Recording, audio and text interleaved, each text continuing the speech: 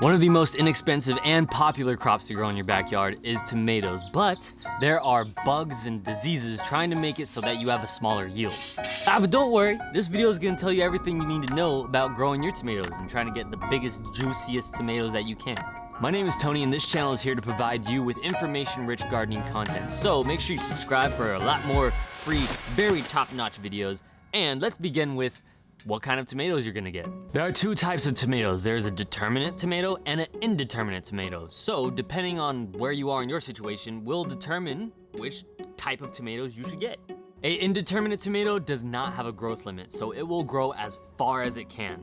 Its branches will go out and dig into the soil, and those branches will turn into more roots so it can grow further. So if you have a huge amount of room and don't mind a giant bush of tomatoes, because they could grow to 10 feet wide giant bushes that have a bunch of tomatoes on it, then an indeterminate tomato plant might be the one for you. Since I only have a 4x4 plot to grow in, I will be growing determinate tomatoes. A determinate tomato plant will only grow to about 4 or 5 feet, and it has a little flower that will sprout on the top of it that will let you know that's as tall as it's gonna go. So, since I only have a little 4x4 plot, this is the perfect type of tomatoes for me to grow. And if you only have a little bit of space, then this is also the perfect type of tomatoes for you to try to grow. Both of these tomato variants have different trimming techniques that will help you maximize your tomatoes' growth. And both of these plants have suckers. A sucker is like an extra branch that comes out of the essential branches. The essential branches come out of the main stem at almost a 90-degree angle, and then right above those, at about a 45-degree angle, will be the sucker branches. The only thing that these sucker branches do is suck the energy out of growing your tomatoes, so you can just pinch them off. When you're replanting your tomato plants, you might notice that the main stalk has these little white hairs coming off of it. All of those little white hairs are just waiting to hit the soil so they can grow into roots. So after you're done plucking the branches that you don't need on the bottom of your stalk, plant your tomato plant as deep as you can so you can get a big root system. Since my plot was only 6 inches tall, I moved all the soil over and started digging into the ground so that way it could have more room to grow. Also, don't wait to put a tomato cage around your tomatoes, because if you do and let the tomatoes grow, then when you try to put the tomato cage on it so it can grow up higher, if you're trying to bend and manipulate your tomatoes so that it goes into the cage, you might break a branch off, and that could stop the growth of your tomatoes.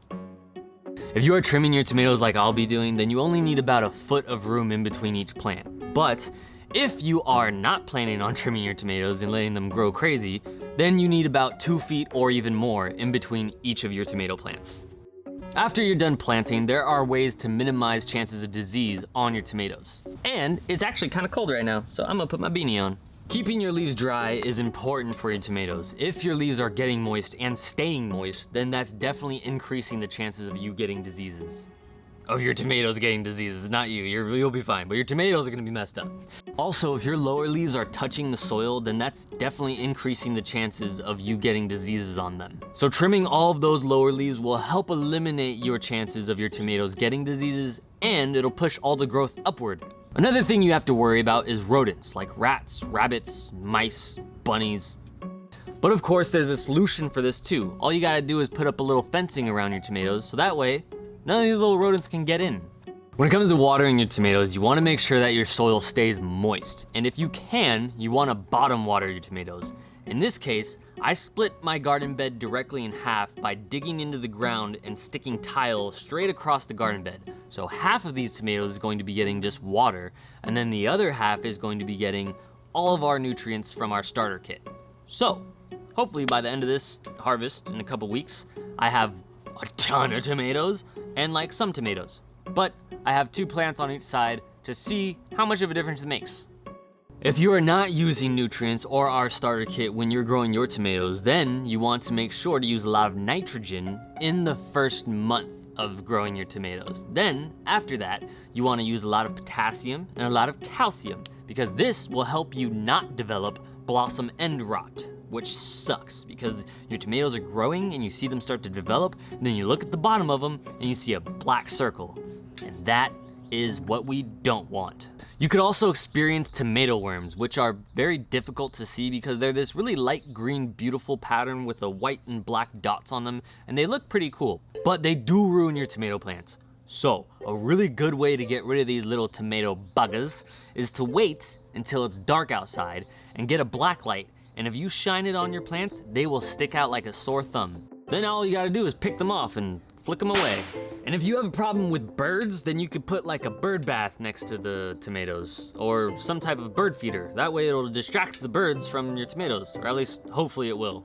And if it's really bad, then you could put a big cage around your tomato plants. Kind of makes it look really ugly. I'm already putting a fence around it. I don't want to put a big cage around it, so I'm gonna try to avoid that. Hopefully birds don't ruin it. Another way to protect your plant is to use aspirin.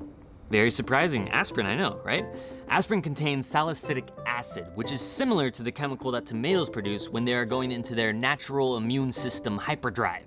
If you crush up 600 milligrams of aspirin that is uncoated and mix it to 1 gallon of water, then you have a nice little concoction that you could spray on the leaves, and it will tell that tomato plant to go into hyper overdrive of its immune system, and you will notice that your leaves might look a little bit darker green and they might look a little bit beefier, meaning it worked and your plant is protecting itself. If you want to see what happens between our 100% water tomatoes versus our Humboldt Secret Starter Kit tomatoes, then subscribe for more information-rich, top-notch entertaining gardening content just for you from YouTube. Probably the most poppiest of notchiest of gardening content on YouTube. So, subscribe for that, and also leave a comment down below if there's something that I missed, because if I didn't cover it, then maybe it will be a good thing for me to leave pinned to the top of the comments for other people to learn about. And I love you. Oh, like the video, and I'll see you in another video. Bye. And if you've watched this far, leave a comment saying yes or no if I should cut my hair. It's pretty long.